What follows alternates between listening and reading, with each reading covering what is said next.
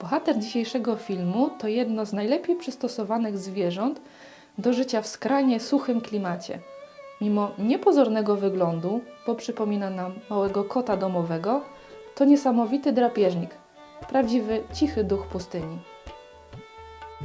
Kot pustynny, zwany dawniej kotem arabskim, występuje naturalnie na dwóch kontynentach: w Afryce na Saharze oraz w południowo-zachodniej Azji i na Półwyspie Arabskim.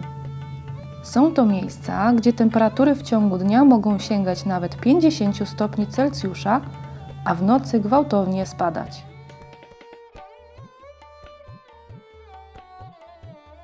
W jaki sposób ten mały kot radzi sobie w jednym z najtrudniejszych środowisk na Ziemi? Jak się ochładza? Jak zdobywa pożywienie? I na co w ogóle poluje? Zacznijmy od wyglądu, ponieważ koty pustynne posiadają kilka charakterystycznych cech, które pomagają im przetrwać na pustyni. Pierwsze: wielkość i umaszczenie. Jest on zwierzęciem stosunkowo niewielkim. Osiąga masę zazwyczaj od 2 do 3,5 kg. To doskonała adaptacja do termoregulacji. W ciepłym klimacie zwierzęta stałocieplne z reguły są mniejsze, co zwiększa stosunek powierzchni ciała do objętości, ułatwiając oddawanie nadmiaru ciepła do otoczenia. Dodatkowo niewielkie rozmiary pozwalają mu łatwiej schować się do norek, które też bardzo często sam wykopuje. Jasne, piaskowe umaszczenie także chroni go przed przyciąganiem ciepła, ale zapewnia również idealny kamuflaż. Drugie: uszy duże i szeroko rozstawione.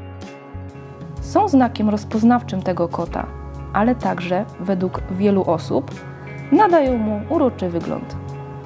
Jednak przede wszystkim pełnią dwie ważne funkcje. Pomagają odprowadzać nadmiar ciepła oraz umożliwiają doskonały słuch. Dzięki nim kot pustynny potrafi usłyszeć nawet ciche dźwięki poruszających się pod piaskiem zwierząt. Trzecie: długie włoski na spodniej części łapek. Rosną one pomiędzy palcami stóp i tworzą pewnego rodzaju futrzaną poduszeczkę ochronną, która izoluje łapki kota od gorącej, piaszczystej powierzchni, ale także zapobiegają one większemu zapadaniu się w piasku, a na mniej grząskim terenie sprawiają, że kot pustynny nie zostawia po sobie tropów. Prowadzi on głównie nocny tryb życia. W ciągu dnia zazwyczaj ukrywa się w norach opuszczonych przez inne zwierzęta lub wykopanych przez niego samego. W ten sposób unika największego upału. Staje się aktywny już po zmroku. Gdy temperatura spada, wtedy może już bezpiecznie polować. W ciągu jednej nocy w poszukiwaniu pożywienia może pokonać nawet kilkanaście kilometrów. Czym żywi się kot pustynny? Pewnie w większości z Was pustynia kojarzy się z miejscem pozbawionym życia. Ale czy tak jest naprawdę? Otóż nie do końca. Co prawda, w porównaniu do tętniących życiem lasów deszczowych, na pustyni występuje niewiele gatunków. Większość z nich to małe zwierzęta. I to właśnie one stanowią podstawę diety kota pustynnego.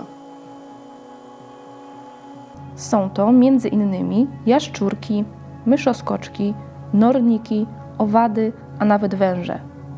Potrafi polować także na jadowite gatunki, wykazując się dużą zwinnością i szybkością. A w jaki sposób ten kot zaspokaja pragnienie? W środowisku z tak bardzo ograniczonym dostępem do otwartych źródeł wody często radzi on sobie w trochę inny sposób.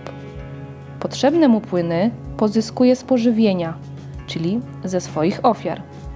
Może zadowolić się na przykład krwią swojej zdobyczy. Ale czy można kota pustynnego nazwać wampirem? Myślę, że jeżeli chcemy go tak nazywać, to użyjmy tego określenia z przymrużeniem oka. Teraz w gdańskim ogrodzie zoologicznym żyją 3 kotki pustynne. 2 samiczki, Molly i Sahira, oraz samczyk Darał, zwany przez opiekunów Darkiem.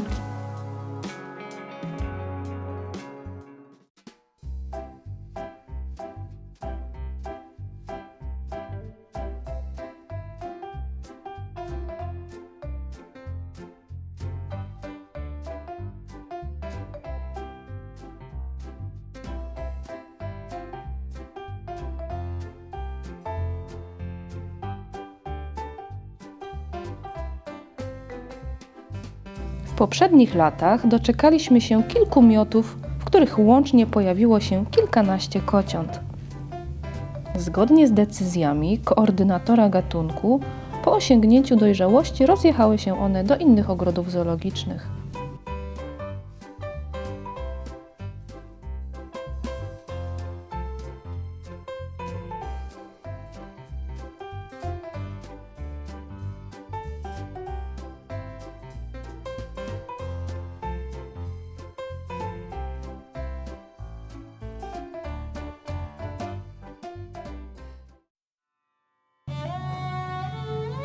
Według Czerwonej Księgi Gatunków Zagrożonych Międzynarodowej Unii Ochrony Przyrody ma status zagrożenia NT, czyli mniejszej troski. Jednak ze względu na skryty tryb życia i dosyć duży obszar występowania, jego populacja nie jest dokładnie znana. To, że występują na rozległych terenach, wcale nie musi oznaczać, że jest ich wiele. Głównym zagrożeniem dla kota pustynnego jest niestety działalność człowieka, a dokładniej degradacja siedlisk, ale też polowanie dla sportu, czy też odławianie młodych w celach nielegalnego handlu jako zwierzę domowe. Kot pustynny może być symbolem przystosowania się do życia w naprawdę ekstremalnych warunkach. Niewielki, cichy i prawie niewidoczny. Doskonale radzi sobie tam, gdzie większość zwierząt nie byłaby w stanie przetrwać. Nie pozwólmy na to, by stał się też jednym z symboli wymierających zwierząt.